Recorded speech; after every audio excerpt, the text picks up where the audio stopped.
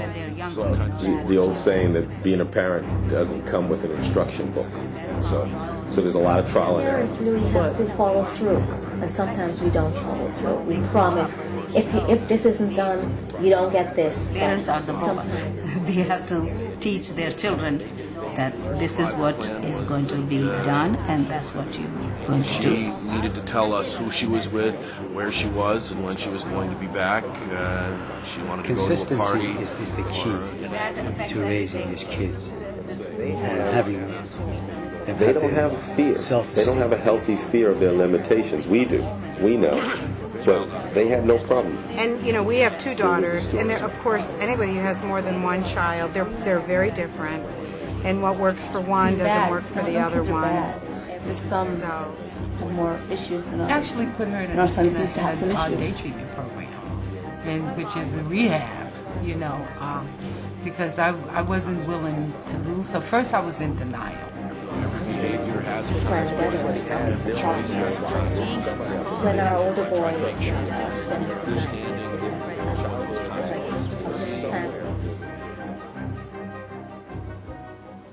I'm Westchester County District Attorney Janet D. Fiore. All parents want their children to be healthy and happy and to avoid developing problems with alcohol or drugs. 3 important strategies that parents can use to guide and keep their children safe are communicating the many reasons why young people shouldn't drink or use drugs, setting clear rules and limits for behavior, and providing appropriate consequences when those rules are broken. Together, these strategies can reduce the chance that your teen will have a drinking or drug problem. Some parents have a difficult time communicating with their teen, but it's important not to become frustrated and give up. Communication and a good relationship are essential to strong and effective parenting, but we all know it can be difficult to achieve.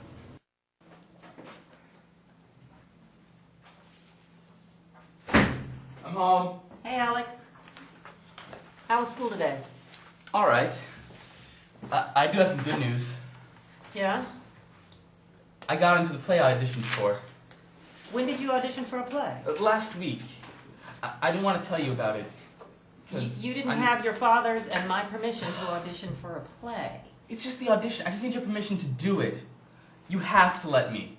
I have to let you? Alex, your grades are in the hole. They're we need C to get plus them up. at C+ worst. is not acceptable. It's just chemistry. I've just been having trouble with some classes. I mean, and math. Look, Matt is doing the play.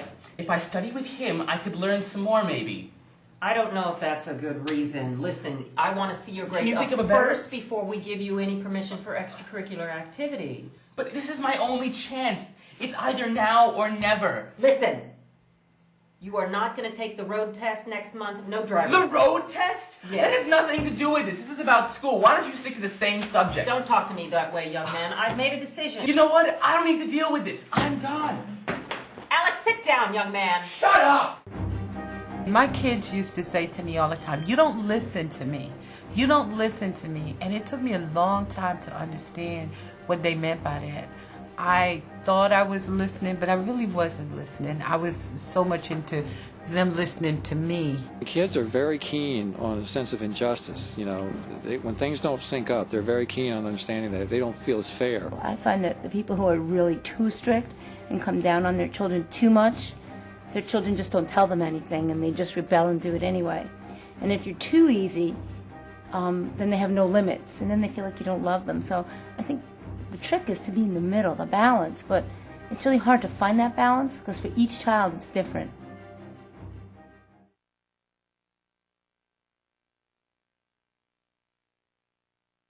Also, I have some great news. Okay. The school play, I auditioned for it, and I got in.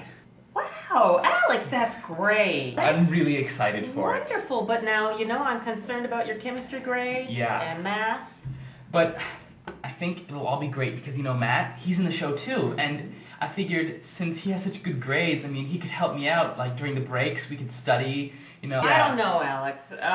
We're probably going to have to talk about this, but maybe we can work out a schedule. You're going to have to do a lot more work at home. That's true. I want to see you studying. Okay, you really think you can handle this? Yes, I'm really excited. Great. It sounds like you've thought this through. So I think maybe we can make this work. Great. I'm really proud of you, son. Thanks. Sometimes it's difficult for parents to set limits. We need to talk with our children and explain to them the dangers of using alcohol and other drugs. Teens need to know how these substances interfere with memory, with judgment and perception, all of which are critical for driving safely and avoiding violence and other physical injury. My parents don't let me go to parties. I always try to make sure that the consequences are clearly spelled out. You know, every behavior has a consequence, every choice has a consequence. You know, I try to make sure that there's a clear understanding of what those consequences can be. They think it's like unsafe because there's like drinking involved and all that. A natural part of adolescence is the moving away from the parent and the fight for independence and the rebellion. I think it's very important for parents to recognize that as a natural stage and not take it as a personal affront. My parents really love me and I know they're protecting me, but they also have to trust me too. Like if they want to know that I am responsible, they have to at least trust me at least once. First of all, where is this party? 89th and West End. Who is going to be there? My friend Dave. It's getting into college party. He just got into NYU. He's really excited, and he just wanted to have a little get together. That's very good. Are his parents going to be there? His grandmother's going to be there. He doesn't live with his parents. Nick, how long have you been driving? 9 months, sir. 9 months. And have you had any problems during those 9 months? No. Nothing at all. So now, as Phoebe and I have talked, her curfew is 11:30. 11:30. So be back by 11:30. Be safe. You know you can call me if there is any problem. I hope you guys have a great time. Thank you. I'll have her home by then. I think they knew where the boundaries were. I always wanted them to know, if you cross this line, this is where you're going to really get in trouble. There was one thing I said to my daughter before she got her license. She was dating a somewhat older boy, and I told her, and she knew where I was coming from, because I had told her these stories about my friend, one who had died in car accidents from drinking and driving, and I said, if I ever hear that you were in a car with anybody that was drinking. Again, I think it comes down to communication.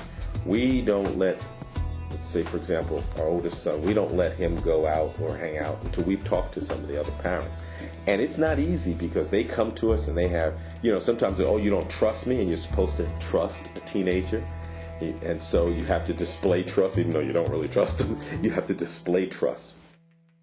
In addition to health and safety issues, parents should explain the possible criminal charges that teens face if they use someone else's identification, alter an ID, or use a fake ID to purchase alcohol. Serving or selling alcohol to people under 21 can result in criminal charges, not only for adults, but for teens as well. And parents and teens can be sued and held liable for damages when someone who has been drinking on their property is hurt or killed, or hurts or kills another person.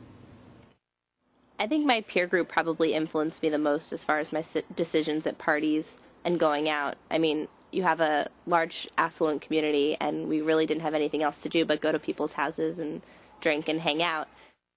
Alcohol, prescription drugs, and other illegal drugs are available to teens in their homes, on the internet, and in our communities. Parents should be focused on effective ways to help their children develop the life skills necessary to make good, safe, healthy choices, so they'll be less likely to become involved in the use of these chemicals. Helping your child learn how to handle pressure and stress, teaching basic social skills such as how to start a conversation with someone they like, and how to deal with anger are skills that all of our teens need.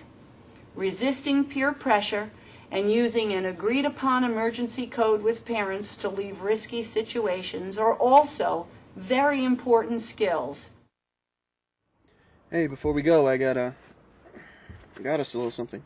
What are you doing? What? We just talked about this. Do you want me to get out of the car? No, I'm sorry. I apologize. Bad idea. I'm sorry. I'm sorry.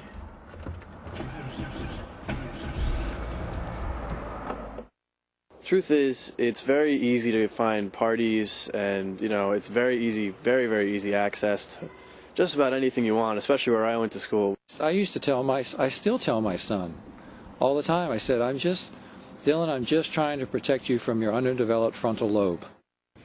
Even when parents have done their very best, there are no guarantees, and young people can still develop problems. First thing, parents shouldn't be in denial. You have to look for the subtle messages that they seem to be giving you non-verbally, or it's very hard. We have to realize that our children will do what all other kids will do, peer pressure, whatever is going on, whatever the fads are, they want to be a part of it. His peer group isn't always the best peer group, who will accept him. And I think that's a problem. And yet I never want to brand his friends as being bad. I was in total denial, so my first advice would be to, try not to be partial. Try not to believe that you'll, put your child on a pedestal or say what your kid won't do, because that can be more harmful than helpful. Unexplained changes in a child's behavior are often a sign that there's a problem. Have your antenna up. If you sense a change, act on your instinct. Contact one of the many alcohol and drug prevention and treatment resources in our county. These experts can help you determine if there is a problem, and if there is, help you address the problem before serious health or legal consequences occur. As parents, we should remember our responsibility to talk with our children about why they shouldn't use alcohol or drugs, to set clear limits and expectations for their behavior, to provide consequences when rules are broken, to teach social, emotional, and safety skills, and to contact help if we need it. All of these actions let your children know that you love them enough to do what's necessary to help prevent alcohol and drug-related problems from developing. Remember, the older people are when they begin to drink, the less likely they are to develop a problem with alcohol or drugs. I think love is important. I think it's crucial. Children need to be loved. There's no doubt about that. I don't want to de-emphasize it. Love is like the most important thing, and love them and see who they are and what they need. Each child needs something different. Sometimes tough love is what's needed. Sometimes it's harder to say no. Because it's really hard to be a parent. It's hard to know you're doing the right thing. You never know it. Sometimes you just need to be, you need to be the guidance. You need to be the moral authority. You need to set standards, and you need to be the sheriff. And that there's a love in that too.